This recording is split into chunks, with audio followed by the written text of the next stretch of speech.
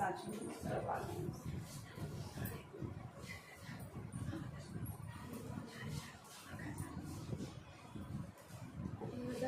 కృపా ప్రేమ గల తండ్రి, జీవగలిగిన దేవ, మీకు ఎంతో వందనాలు స్తోత్రాలు చెల్లిస్తున్నాను తండ్రి. అందరూ ఇప్పుడు సంతోషంగా బట్టి వినాలి, ఇంకా కావాల్సిన తీసుకురండి. పాట ద్వారా సహాయపడుతున్నారు. పాటల ద్వారా నామాన్ని స్థుతించడానికి మీరు ఇచ్చిన గొప్ప సమయాన్ని బట్టి మీకు ఎంతో వందనాలు చెల్లిస్తున్న రాష్ట్రాలు సాక్ష్యం ద్వారా మాట్లాడండి, వాక్యం ద్వారా మాట్లాడండి. ప్రభా కృప చూపించండి, సమయాన్ని దీవెనకరంగా చేయడం మీకు ఎంతో వందనాలు చెల్లిస్తాను. ఏ స్నామంలో ప్రార్థిస్తున్నాను తండ్రి. ఆమేన్. ఎక్కడ నిల్చోవాలి?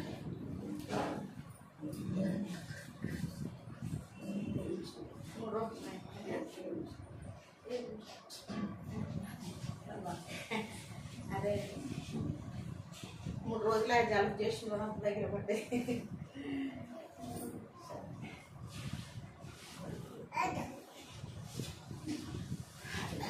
మన తండ్రి జీవాధిపతి యేసుప్రభుని పొందనాలయ్యా, స్తోత్రాలు చెల్లిస్తున్నాను తండ్రి. గొప్ప దేవ, గొప్ప రాజా, రాజులకు రాజు నాయన, ప్రభులకు నాయన, ప్రభు దేవాది దేవుడు తండ్రి. నీ అంటి దేవుడు లోకంలో భూమి నాయన, భూమి కింద నాయన, ఆకాశం ప్రభా, నీ అంటి దేవుడు లేడు నాయన. గొప్ప దేవుడు, ఆకాశంలో మా ఆకాశంలో పట్టిజాలన్న దేవుడు, ఆకాశంలో విశ్వాసన భూమి పాత వేయడం నాయన. గొప్ప దేవుడుగా ఉంది నాయన. ఇదిగో మన తండ్రి నాయన, యొక్క నాయన సిస్టర్ల మీటింగ్కు ప్రభు నన్ను కూడా నడిపించినావు తండ్రి. నేను ఎంతో నీ సన్నిధి లోపల రాను ఆయన. మరి జ్ఞానం లేని దాన్ని, చదువు జ్ఞానం లేని దాన్ని ప్రభా, నీ జ్ఞానవంతుడు నాకు నీకు వెళ్ళి పనులు చెల్లిస్తున్నాను నా ప్రభా. నీ యొక్క మరి తండ్రి నీ దాసరాల మధ్యలో నన్ను నిలబెట్టుకొని ప్రభా, కొంతమంది నాయన నీ ఆత్మీయ మాటలు, నీ సాక్ష్యములు ప్రభు పంచుకుంటే ప్రభు నాయన, నీ కృప నాకు దయచేయమని, తోడుగా ఉండమని ప్రభు నిన్ను అడుగుతూ స్తుతిస్తూ గనపరుస్తూ దేశం పరిశుద్ధ నామన ప్రార్థించేసుకుంటున్నాం తండ్రి.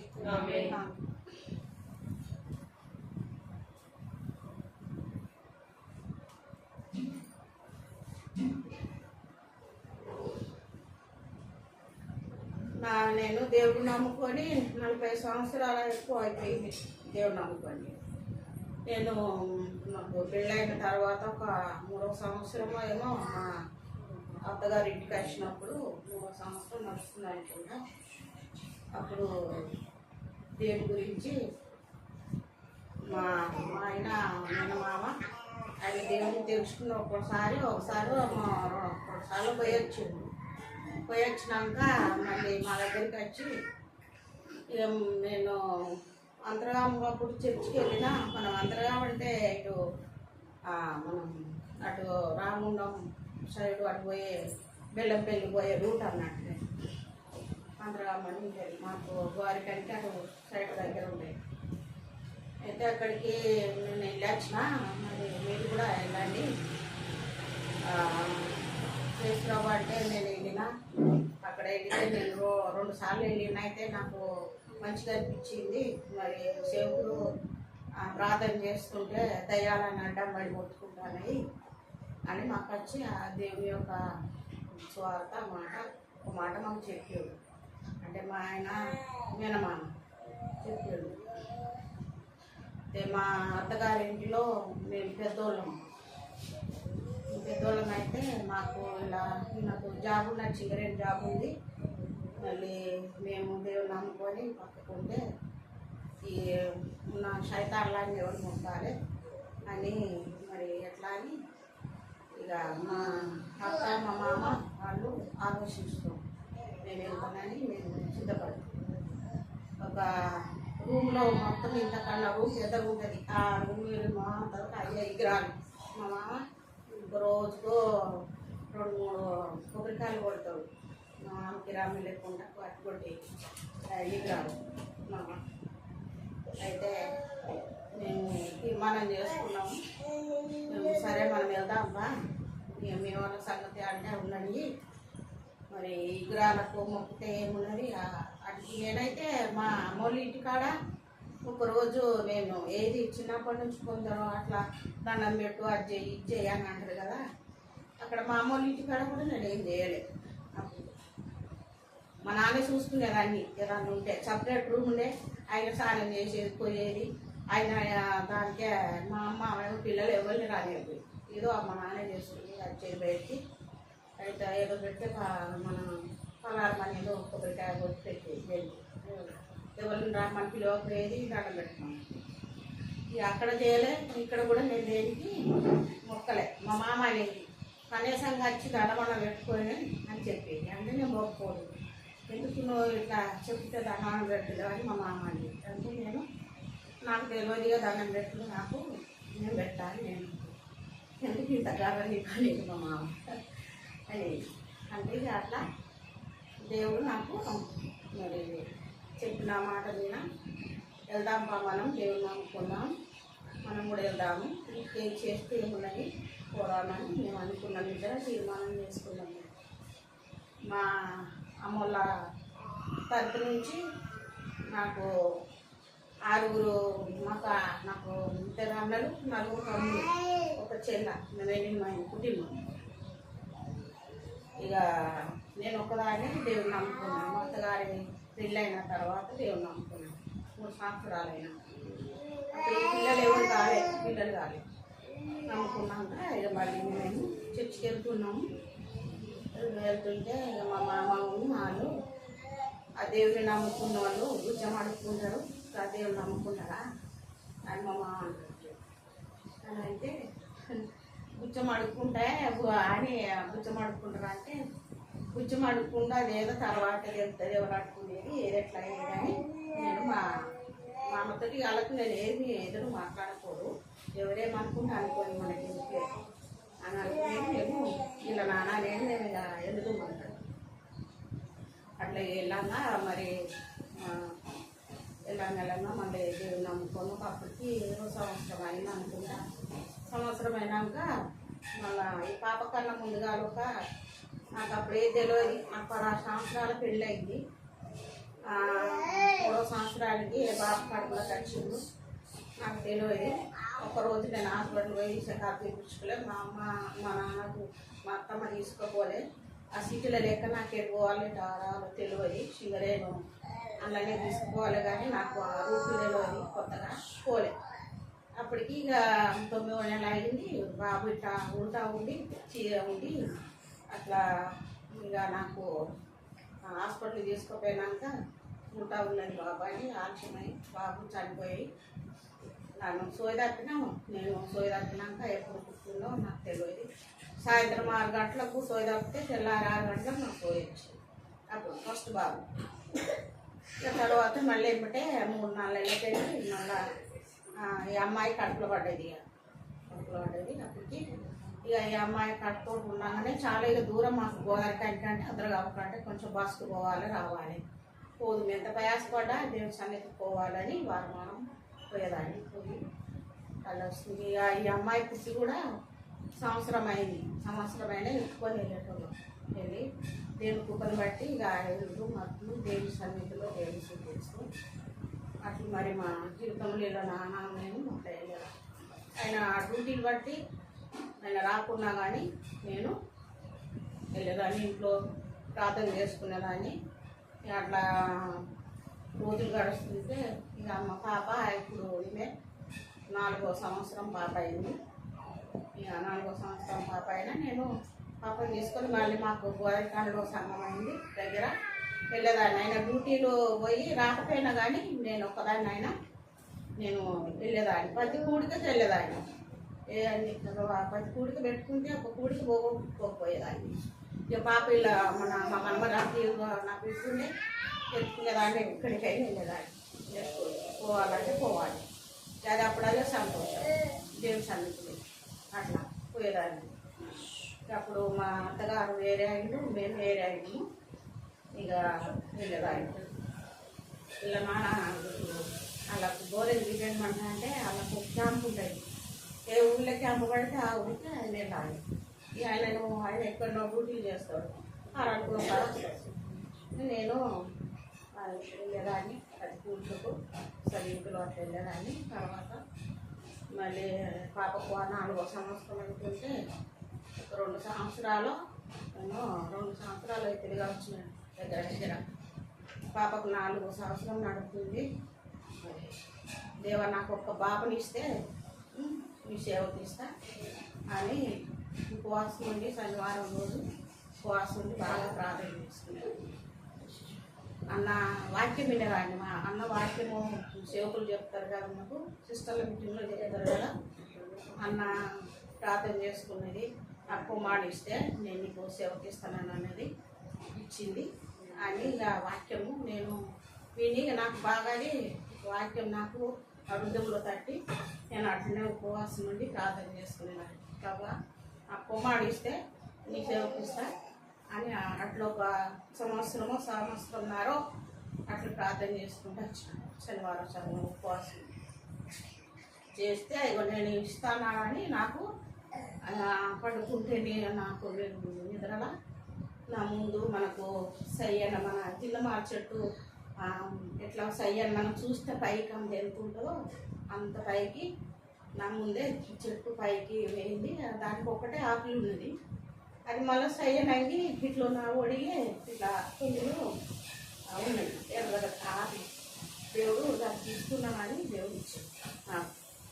వెనుక బాబుని ఇస్తే ఇక నేను బాబు మరిగా ప్రార్థన చేసుకుంటా ప్రభా నువ్వు ఇచ్చినందుకు నీకు వందనాలయ్యా అని నేను ఇక ఆయన కొరకు ప్రార్థన చేసుకుంటూనే ఉండేదాన్ని.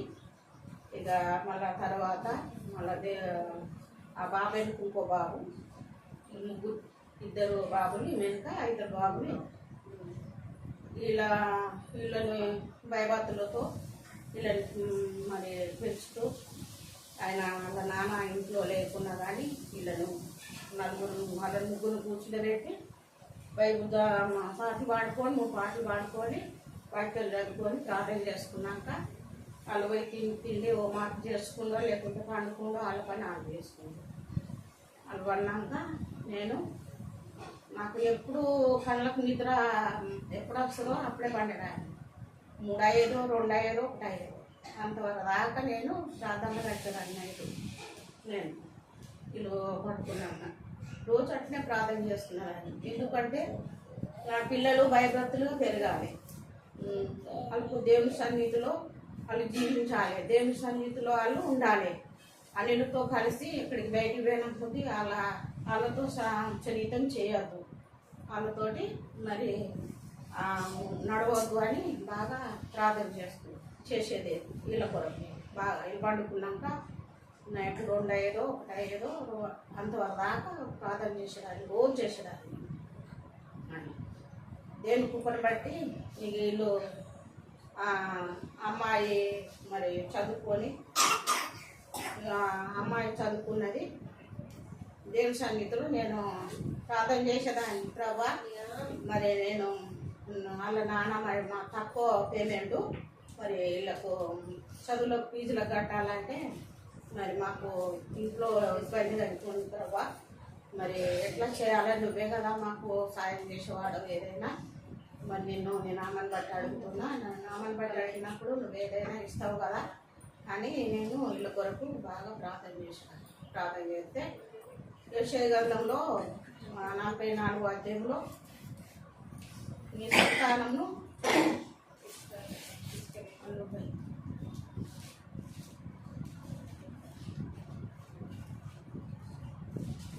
44వ అధ్యాయం వచ్చింది. ఎప్పుడు వస్తుందమ్మా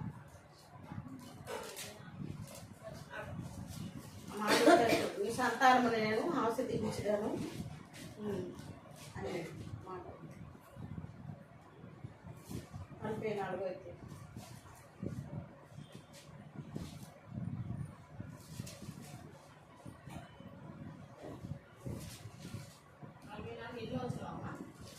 వచ్చిన గుర్తులేదమ్మా, ఇప్పుడు కాదు, అది ఇప్పుడు నాకు దాని మీదే ప్రార్థన చేసుకుంటా. దేవుడు ఏమన్నాడు, నీ సంతానాన్ని నేను ఆశీర్వదించి నీటి కాలంలో నాటబడ్డ గిరిజన చెట్లవలే నీటి కాలంలో నాటబడ్డ గిరిజన చెట్లవలే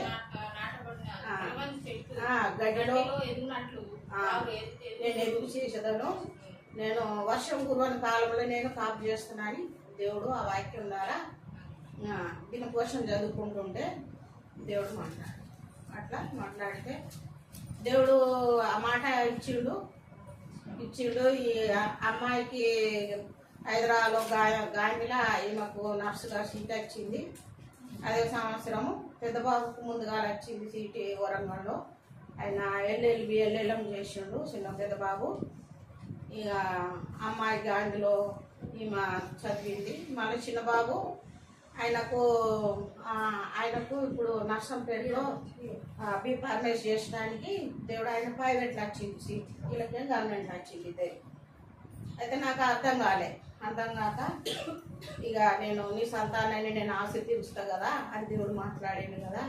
మరి అది మనకు మామూలుగా అట్లా అనుకుంటాం, ఆశలు తీర్చుకున్నట్టు దేవుడు ఏం ఆశ తీర్చుకోడు ఆయన. తర్వాత ఇలా ముగ్గురికి వీళ్ళిద్దరికి గవర్నమెంట్ సీట్ వచ్చినాయి ఇద్దరికి. ఆ బాబుకు ప్రైవేట్లో వచ్చి డిపార్ట్మెంట్ చేయడానికి 4 సంవత్సరాలు వచ్చినాయి. అయితే ఇక ఇది ఎట్లా వెళ్ళాలని నేను చిన్న ఆయనకి బాగా ఆలోచించితే దేవుడు మరి వర్షం గురువంత కాలం నేను కాపు చేస్తున్నాను అన్న మాటకు దేవుడు ఏం చేసాడు, ఆయనకు ఫీజు కట్టకుండా దేవుడు గవర్నమెంట్ డబ్బులు సాయం చేసాడు. గవర్నమెంటే కట్టుకునేది. మనం చేసిన పెద్ద బాబు వెళ్ళేలా చేసిండు కదా, ఆయన ఆలోచనతోటి మాకు డబ్బులు మా అమ్మ చదివిస్తుంది, ఇట్లా మా అమ్మ కట్టేంత అవస్థ లేదు అని ఆయన ఏదో ఆలోచనతో ఆయన అప్లై చేస్తే గవర్నమెంటే కట్టించిన బాబు పార్టీ చేయడానికి 4 సంవత్సరాలు అట్లా ఒక తిండికి పంపించడానికి డబ్బులు. అదైనా తిండికి ఒక్కోసారి టైంకు డబ్బులు లేకపోతే కూడా అదే దేవుని సన్నిధులు అడిగినప్పుడు ఇట్లా పండుకున్నప్పుడు ఇట్లా భక్తుడికి గిఫ్ట్ ఇచ్చింది చెవుకురాలు. అది ఎదురుగానే ఉన్నాయి. నైట్ పండుకున్నా నేను, మరి ఎట్లా ఈ అమ్మాయికి డబ్బులు పంపించాలి, తిండికి చిన్న బాబుకి పంపించాలి కదా, చేతిలో డబ్బులు లేవు కదా, నేను ఏం చేయాలి మరి అని ఇట్లా ఆలోచించుకుంటా పండుకుంటే ఆ అక్షరాలు నా కళ్ళలో తిరుగుతున్నాయి. పండుకుంటే లేస్తేనే ఇక బాబునో ఈ అమ్మాయినో అవి చదువు అది మరి నాకు అవి నైటు నా కళ్ళలోనే కనిపిస్తున్నాయి. చదవమ్మా ఉన్నాయి అని చూస్తే అబ్బాయి 2 అధ్యాయం 5 వచనంలో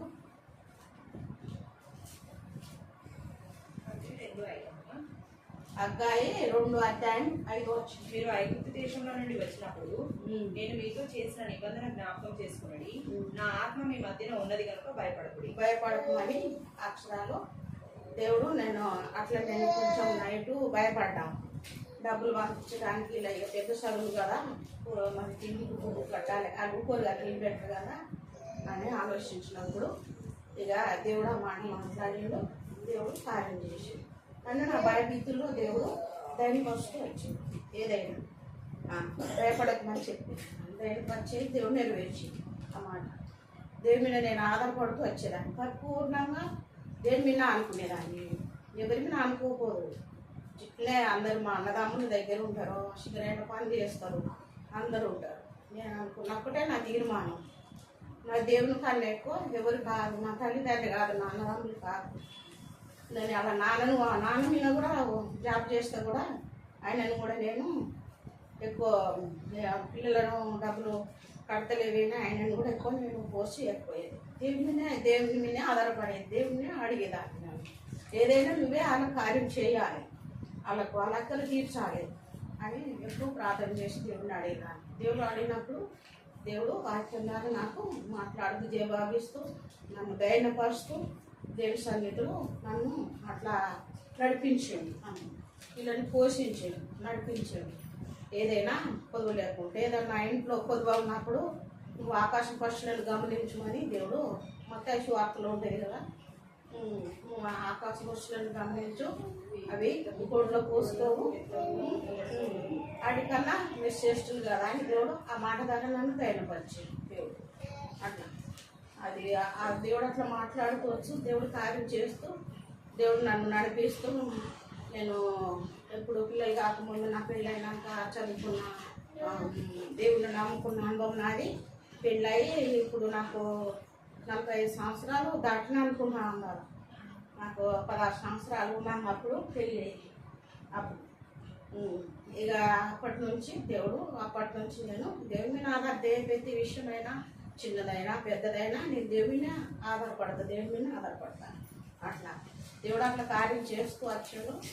మళ్ళీ యెషయా గ్రంథంలో 54వ అధ్యాయంలో ఇలా నాన్న నేను భూపాలపల్లిలో రిటైర్మెంట్ అయ్యేటప్పటికి వీళ్ళ మాస్టర్లు ఉన్నారు. నేను వెళ్దామని వీళ్ళ నాన్న దగ్గరికి వెళ్ళి ఒక 3 సంవత్సరాలు రిటైర్మెంట్ అయ్యేటప్పుడు దగ్గర ఉంటే ఆయన బయట డ్యూటీలు కదా, బయట డ్యూటీలు కొద్దిగా ఇలా అన్ని లక్షలు అవి ఉంటాయి కదా. అప్పుడు ఇలానే ప్రార్థన చేసుకుంటుంటే దేవుడు మాట్లాడేంటంటే యెషయా గ్రంథం 54వ అధ్యాయంలో నువ్వు గాలి నీళ్ళు చేత కొట్టుబిట్టులాడుతున్నదానా నీ పునాదులు నేను నిరంజనంలో పడతా, నువ్వు భయపడద్దు, జడవద్దు, ఆడపడద్దు అని దేవుడు నన్ను ఆ వాక్యం ద్వారా నిన్ను సృష్టించిన వాడే నీకు నేను భర్త అయి ఉన్నా కదా అని దేవుడు ఆ మాట మాట్లాడుతూ మళ్ళీ నీకు విరోధైన ఆయుధంను నేను వరదిల్లనియా, నేను జల ప్రయాణము రానేనని నేను ఒట్టు పెట్టుకున్నట్లు ఒక కాలంలో నీతో నేను ఒట్టు పెట్టుకుంటున్నా అని దేవుడు అట్లా నన్ను వాక్యం ద్వారా బాగా ధైర్యపరుస్తూ ప్రతి విషయంలో బాగా దేవుడు నన్ను ధైర్యపరుస్తూ ఇలా నాన్న రిటైర్మెంట్ టైంలో ఇక ఎక్కువ పిల్లల మీద పట్టించుకోకపోయి ఎందుకంటే బయట చదువుతాను కదా, బయట డ్యూటీలు అట్లుండే ప్రభావ. మరి ఇట్లుంటే ఎట్లా నా పిల్లలేమో భయభక్తులుగా పెరగాలి, భయభక్తులుగా నడవాలి, మరి ఉండాలి. ఇలా నాన్న బాగలేకపోతే రేపు పెళ్ళిళ్ళు అయ్యడానికి ఉన్నాను, మరి ఎట్లా నా సాక్ష్యం ఎట్లా, మరి నేను ఎట్లా ఉండాలి, నా పిల్లలు ఎట్లా ఉండాలి, నా భర్త ఎట్లా ఉండాలి, నాకు అమానం కాదు, నీకు అమానం కాదు ప్రభావ అని అట్లా ప్రార్థన చేసుకొని దేవుడిన ఆధారపడేది.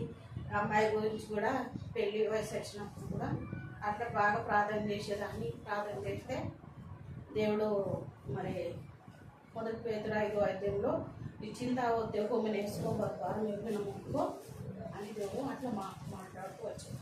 అయితే ప్రభా మరి నువ్వే మరి నేను కొమ్మిన మొక్కుమంటున్నావు, నేను చేతగాని దాన్ని నేనైతే ఎక్కడికి వెళ్ళి నేను ఎదుగా నేను స్టార్ట్ అయిన సాయకుడిని బాప్స్వామి నువ్వే నడిపించాలి, మరి నువ్వే జతపరచాలి, నీ చేతిలో పెడుతున్నా నేను కుమార్తెలు, నేనైతే ఎక్కడికి వెళ్ళలేను అని ఎక్కువ ప్రార్థన చేసి దేవుడిని అడిగినప్పుడు దేవుడుగా మా అమ్మాయి పెళ్లి విషయంలో కూడా మా అల్లుడు కర్నాలు అక్కడ జాబ్ చేసుకుంటా హోమియోపతి హాస్పిటల్లో కంప్యూటర్ ఆపరేటర్గా ఆయన చేస్తూ అమ్మాయి కూడా కర్నాల హాస్పిటల్లో వేరే హాస్పిటల్ అన్నట్టు వేరే కానీ ఒక అబ్బాయిల మధ్యలో మా గోదరికాడ నుంచి ఆయనతో డ్యూటీ చేసేటైనా ఆయన హాస్పిటల్ చేశారు మా అల్లుడి దగ్గర.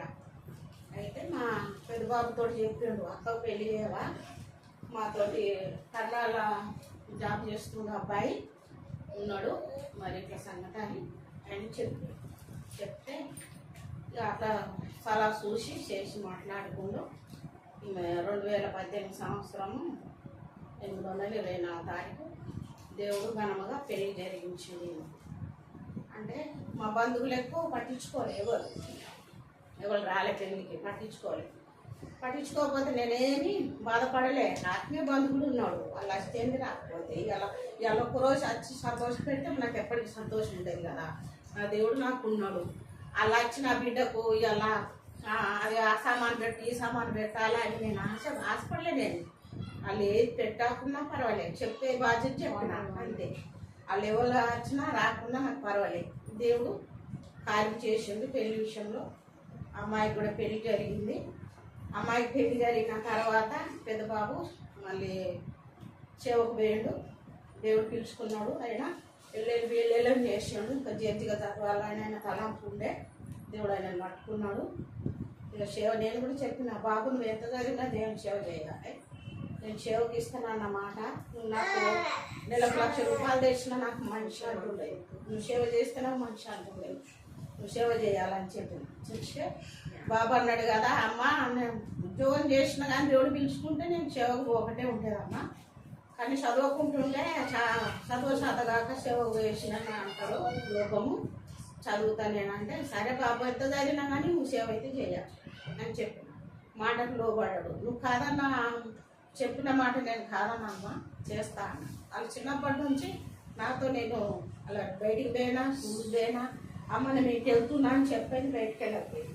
అంటే స్కూల్ పోతేమో ఇంట్లో కుటుంబ రాదలేమో అంతవరకు చచ్చిపోవు ఆడవారు అంత చుట్టూ అలా చేది అలవాటు లేదు. బయటకు పో అలా చెప్పుకొని ఇలా చెప్పుకో అట్లా లేదా.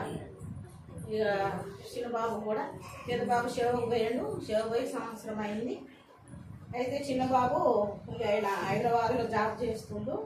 2 సంవత్సరాలు ఒక్కడే ఒంటరిగా జాబ్ చేసుకుంటాడు హాస్పిటల్. పార్లేష్ అయిపోయింది. ఆయన 4 సంవత్సరాలు జాబ్ చేసుకుంటుంటే ఇక అన్నాడు, మరి అన్నయ్యకి పెళ్ళి అయితే నేను చేసుకుంటా. ఆయన వాళ్ళని ఎవరు హాస్పిటల్ కాడ తెలుసుకున్నారట. బాగున్నాడు కదా, ఒక అమ్మాయి ఉన్నది, నిన్న హాస్పిటల్లో పనిచేస్తుంది, బిఎస్ నర్సు అని సలహాలు మా అబ్బాయి గురించి తెలుసుకున్నారట. తెలుసుకుంటే నేను ఇప్పుడు చేసుకోవాలి, మా అన్నయ్య ఉన్నాడు, మా అన్నయ్య ఉన్నాక చేసుకుంటా, ఆయనకు అయినాక అని చెప్తే అంటే మాట్లాడి పెట్టుకున్నాక వాళ్ళ అన్నయ్యకి అయినాకనైనా చేసుకోవచ్చు కదా అని వాళ్ళు మళ్ళీ అట్లా ఇక అడుగుతూ వచ్చిండట. అడిగితే నేను నాతో చెప్పిండు చిన్నబాబు, అమ్మాళ్ళు ఇట్లా అంటుండ్రు మరి అని అంటే పెద్ద అన్నయ్యని అడగాలి, అన్నయ్య అడిగేది ఎట్లా అని నేను అన్నా. అంటే ఇక వాడు జాబ్ చేసుకుంటాడు కదమ్మా, కష్టం కదా అనుకోవచ్చు దానికి. నేనంటే సేవకురాలు చేసుకోవాలంటే కొంత నాకు టైం పడుతుంది, మరి దేవుడు సేవకురాలు నాకు సిద్ధపరిచినప్పుడు నేను చేసుకుంటా, సరే తమ్ముడు చేసుకోమన్నా అని చెప్పాడు. చెప్తే చిన్నబాబుకు ఆయనకు ఆయన హాస్పిటల్ పనిచేసి కానీ అమ్మాయి దొరికిపోయింది, మాట్లాడినాం, ఆయనకు పెళ్లి జరిగింది. చిన్న ఆయనకు ఇక సంవత్సరం నిండనే లేదు, ఆయనకు 10వ నెలల పెళ్ళి అయింది 2000 సంవత్సరంలో. ఇక పెద్దబాబు కూడా అక్కడ మధ్యప్రదేశ్ బెంగాల్లో ఆయన సేవ చేస్తుండు. సంవత్సరం అక్కడే ఒంటరిగా చేసిండు. నేను బాగా ప్రార్థన చేసిన అడిగిన, ప్రభా మరి ఒంటరిగా చేస్తుండే కదా, నీకు అసాధ్యమైంది ఏం లేదు కదా, మరి సాయకురాలు 3 రోజులు సిద్ధపరిచినాయన కలిసి సేవ చేసేటప్పుడు నువ్వే సాయం చేయి. నేను వెళ్ళాలన్నా కానీ అంత దూరం నేను వెళ్ళలేను, మళ్ళీ ఇక్కడ అని నేను అట్లా దేవుడి సన్నిధిలో ప్రార్థన చేసుకుంటూ అడిగినప్పుడు పెద్దబాబు కూడా మరి సేవకుల ద్వారా సేవకుడే మన ఇక్కడ మధ్యప్రదేశ్లో గోపాల సేవ చేసి అక్కడికి వెళ్ళిండు, బెంగాల్కి వెళ్ళిండు. అది వర్షం ఆ సేవకుడు మళ్ళీ మా దగ్గర మా చర్చికి వచ్చే కాడ మన అమ్మాయి ఉండేది చేసుకుంటావా అని ఫోన్ చేసి మాట్లాడితే అన్నాడట, నేను ఒక 6 నెలలు నాకు టైం ఇయ్యి, నేను 6 నెలలు ప్రార్థన చేసుకున్నాక దేవుడు నాకు సమాధానం ఇస్తే నేను చేసుకుంటా అని చెప్పాను. 6 నెలలు ఆయన ప్రార్థన చేసుకుంటే దేవుడు సమాధానం ఇచ్చిన వాళ్ళే సరేనని అబ్బాయి పోయి ఒప్పుకొని అబ్బాయికి పెళ్లి చేసింది. వాళ్ళిద్దరు దేవుడి కృపను బట్టి ఇప్పుడు మధ్యప్రదేశ్లో భోపాల్లో ఇద్దరు సేవ చేసుకుంటూ నిన్న ఉదయకాలం బండి ప్రయాణంలో ఉండి ఇప్పుడు హైదరాబాద్కి వచ్చాడు. ఇలా హైదరాబాద్ సేవకుల మీటింగ్ వచ్చాడు, అక్కడి నుంచి ఇద్దరు వచ్చిండు. దేవుడు కార్యం చేస్తే వచ్చిండు. పిల్లల విషయంలో, వాళ్ళ చదువు విషయంలో, నేను దేవుని నమ్ముకున్న విషయంలో నా అమ్మోళ్ళ కుటుంబం నుంచి నేను ఒక్కదాన్ని, అత్తగారి కుటుంబం నుంచి నేను ఒక్కదాన్ని నమ్ముకున్నా. ఇక మా అమ్మోళ్ళు వాళ్ళందరూ నువ్వు ఏందమ్మా అందరూ వచ్చి అమ్మోళ్ళ ఇంటికి వచ్చేదన్నా మంచికి చెడ్డకు పండగలకు ఏదన్నా అది ఇది వచ్చిపోతారు బిడ్డలు, నువ్వు రావు అని చెప్పేది మా అమ్మ. అంటే నేను మీరు వస్తే నేను ఒక రోజు వస్తే పిల్లలు పట్టుకొని వచ్చేది రావాలి, ఇక ఉంటే 1 రోజు 2 రోజులు మా అంటే ఒక 6 రోజులు ఉంటున్నా ఆ సంతోషం. మరి దేవుని సన్నిధిలో అప్పుడే వీళ్ళు మీటింగ్లు పెడతారు ఏదన్నా పండగ చెరువు అప్పుడు అవి పోగొట్టుకొని పోతే నాకు నెమ్మది ఉండేది, నాకు నెమ్మది ఉండేది, పోగొట్టుకుంటే నెమ్మది ఉండేది. నాకు మాకు ఇట్లా జరుగుద్దమ్మా నేను రాను అని చెప్పేదాన్ని. చెప్పి సన్నిధిలో అట్లా నాకు సంతానం కాని నుంచి దేవుడిని ఎరిగిన దేవుడు నాకు దొరికినప్పటికే నేను ఇంతవరకైనా కానీ నా దేవుడి సన్నిధిలో నేను ఒకరోజు నేను చర్చిలో మీటింగ్ అంటే పోకపోతే నాకు నెమ్మది ఉండదు. ఇంట్లో ఎప్పుడన్నా చేత కాకపోతే తెల్లారిదాకా పండుకుంటే నెమ్మది ఉండదు. అవి తెల్లారిపోయే అని నేను నా పనాన్ని విడిచిపెట్టుకొని దేవుడి సన్నిధిలో 1 గంట సేపు ప్రార్థనలో గడిపితే నాకు అప్పుడు నెమ్మది వస్తుంది. అప్పుడు ఏదైనా పని చేసుకున్నాను. ఒకవేళ చేత కాకుండా తెల్లారిపోయినా ఇవాళ 3 గంటలకు పెళ్ళిపడ్డా, 4 గంటలకు పెళ్ళిపడ్డా, అప్పుడు ఒక గంట సేపు దేవుని సన్నిధిలో ప్రార్థన చేసుకుంటా, వ్యక్తిగతంగా చేసుకుంటా, కుటుంబం కూడా చేసుకుంటా, రాష్ట్రాలకు దేశాల కొరకు, సేవకుల కొరకు, సంఘం కొరకు, నశించిపోయే ఆత్మల కొరకు, మరి రాష్ట్రాల దేశాల కొరకు, మరి మన పట్టణాల కొరకు, పల్లెటూరు అందరి కొరకు, ఎవరు నశించుకోకటి ఇష్టం కాదు కదా ప్రభా, వారందరూ రక్షించమని అందరి కొరకు దేవుడు సైతం ఇచ్చినప్పుడు దేవుని సన్నిధిలో అట్లా ప్రార్థన చేస్తూ గడుపుకుంటూ వస్తాయి. ఎప్పుడైనా ఇందులో దేవుడు సాయం ఇచ్చినప్పుడు ఇప్పుడు కూడా నేను దేవుని సన్నిధిలో ప్రార్థన చేసుకుంటా వస్తాను. నా ప్రార్థన అంటే సంతోషం, నాకు తినకుండా మంచిదే, పోవాలి, వాక్యం వినాలి నాకు అని దేవుని సన్నిధిలో గడపాలని దేవుడు నాకు సంతోషం ఇచ్చాడు. నాకు 12వ సంవత్సరం అయితే షుగర్ బీపీ వచ్చింది. ఆయన దేవుడు నాకు ఆరోగ్యం ఇచ్చి నన్ను చూసినావు, నీకు షుగర్ బీపీ ఉందా అంటే బాగానే ఉంటావు కదా, ఉన్నోళ్ళు లేవరు, చేత కాదు, అట్లా ఇట్లు ఉంటారు అంటే నాకు దేవుడు శక్తి ఇస్తాడు, ఉన్నా కానీ దేవుడు నాకు ఆరోగ్యం ఇస్తాడు అని చెప్తా. మా వెళ్తాను అంటే దేవుని కృప. మరి కొంచెం 20 నిమిషాలు చెప్తున్నాను అనేది, మరి దేవుని కృపను బట్టి నన్ను దేవుడు రక్షించుకున్న నాటి నుంచి ఈనాటి వరకు నాకు దేవుడు మరి నాకు అండగా, మరి తండ్రి ఆయన కృపను బట్టి, ఆయన దయను బట్టి మా అత్తగారి కుటుంబంలో, మా అమ్మగారి కుటుంబంలో నేను ఒక్కదాన్ని నమ్ముకున్నా. దేవుడు ఆ కుటుంబ విషయంలో, నా పిల్లల విషయంలో కార్యాలు చేస్తూ, చదువుల విషయంలో, పెళ్ళిళ్ళ విషయంలో, వాళ్ళ కోరికల విషయంలో, అన్ని విషయంలో దేవుడు గొప్ప కార్యాలు చేస్తూ, మరి నేను సేవకురాళ్ళు ఉంటే సేవకురాళ్ళతో నేను ఒక అక్క చెల్లెళ్ళ తీరుగా, తల్లిదండ్రుల తీరుగా సమీపంగా నన్ను చేర్చుకుంటారు. అన్నీ అంటే వాళ్ళు గమనిస్తారు కదా, వీళ్ళు ఎట్లుంటారు అని వాళ్ళు మనల్ని గమనిస్తారు కదా, దేవుడైనా మనం గమనిస్తారు.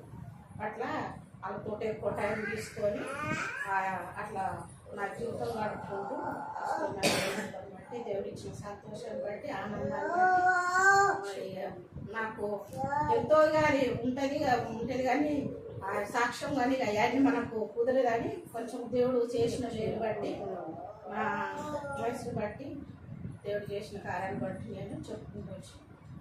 అంటే ఒక బాధల్లో, శ్రమాల్లో, విరుపుల్లో, ఇబ్బందుల్లో అప్పుడు దేవుడు అది మన దుఃఖంలో కన్నీళ్ళు తుడిచేవాడైనా, కనికరించేవాడైనా, ఆదరించేవాడైనా, ఆడుకునేవాడైనా, మన మరణం పడక నుంచి లేవనెత్తేవాడైనా, సమస్తము ఆయన ఉన్నాడని ఆయన మనకు ఒక కార్యాలు చేస్తూ, కానీ మన హృదయమును దేవుని మీద ఆనుకోవాలి. ఎందుకంటే రాజులను మనల్ని నమ్ముకుండు కన్నా జీవం వల్ల దేవుడిని నమ్ముకుండు మేలంటే ఆయన నమ్ముకుంటే మనకు మేలు. ఇలా నమ్ముకోకుండా మనము ఇక్కడ చేసేది ఇక్కడ, అక్కడ చేసేది అక్కడ చేస్తే అది మంచిదిగా మనకు కాదు. చూసిన వారు ఏమంటారు, అన్యులు నిన్ను బట్టే కదా అన్ని జనుల్లో మన నామం దూషింపబడ్డది అని దేవుడు అంటాడు. మనము ఎట్లా దేవుని కొరకు సాక్ష్యంగా జీవించాలి, సాక్ష్యంగా ఉండాలి. అక్కడో తీరు, ఇక్కడో తీరు, బయటో తీరు, ఇంట్లో తీరు, చర్చిలో తీరు అట్లా ఉండదు.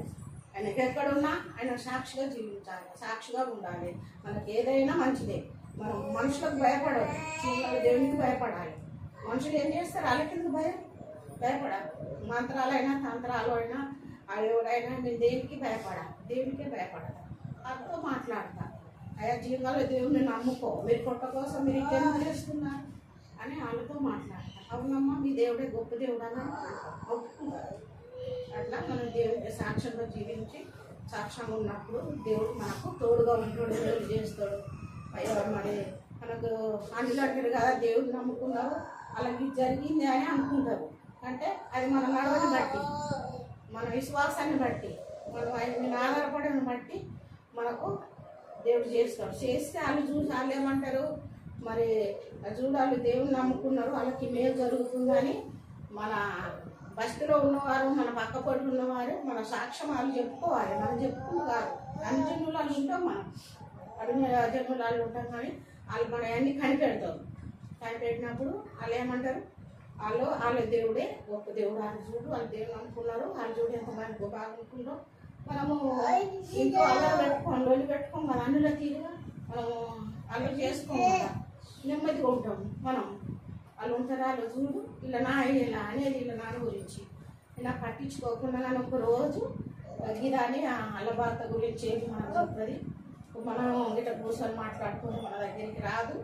కానీ అట్లా అని వాళ్ళు చెప్పుకుంది. అంటే మనము ఈ సాంగ్ సకల జనులకు తెలపరచమని దేవుని వాక్యంలో ఉండేది. మన నడవడే, మన నడక పడక కూర్చుంటా నిలుచుంటా మన సమస్తం దేవుడు కనిపెడతాడు.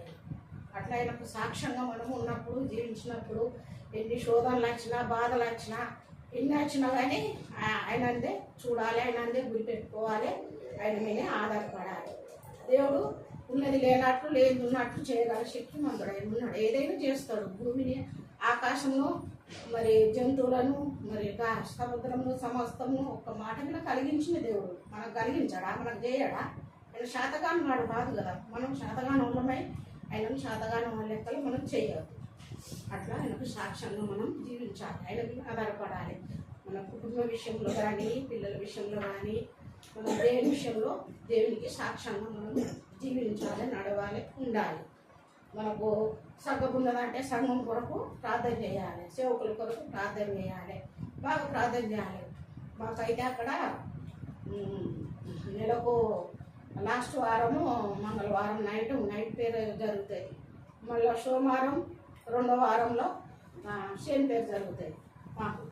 అట్లా నేను ఇంత వయసు ఉన్నా కదా ఒకరోజు ఇట్లా నిద్రపోను, పోతా వాక్యం వింటా. నైట్ అంతా గడిపితే నా శరీరానికి ఎంతో శక్తి అనిపిస్తుంది, బలం అనిపిస్తుంది. దేవుని సన్నిధిలో మనం ఎంత ప్రార్థన చేసుకుంటామో దేవుని వాక్యంలో మనం నింపుకుంటున్నాం మన హృదయంలో, మనకంత శరీరానికి శక్తి ఉంటుంది, ఆత్మశక్తి ఉంటుంది. అట్లా దేవుడి కృప. మరి దేవుడు నాకు ఇచ్చిన అవకాశాన్ని బట్టి ప్రభా మరి నేనేం సిద్ధపడలేదు. మరి నాకు కొంచెం ఒళ్ళు నొప్పులు ఉన్నాయి, జలుబు చేసి ఇక మరి నేనేం చెప్పాలో కొంచెం నోరు తెచ్చి నేను చెప్పడానికి నీ శక్తి దయచేయాలని దేవుడిని కొంచెం అడిగిన. మరి దేవుడు నాకు ఇచ్చిన తలంపుని బట్టి దేవునికి లెక్కలేని వందనాలు స్తోత్రాలు చెల్లిస్తున్నాను. మీకు అందరికీ వందనాలు. సేవకురాలికి సాక్షి చెప్పడానికి సేవకురాలకు వందనాలు స్తోత్రం. ప్రార్థన చేస్తున్నాం. ప్రార్థన చేసి వాక్యం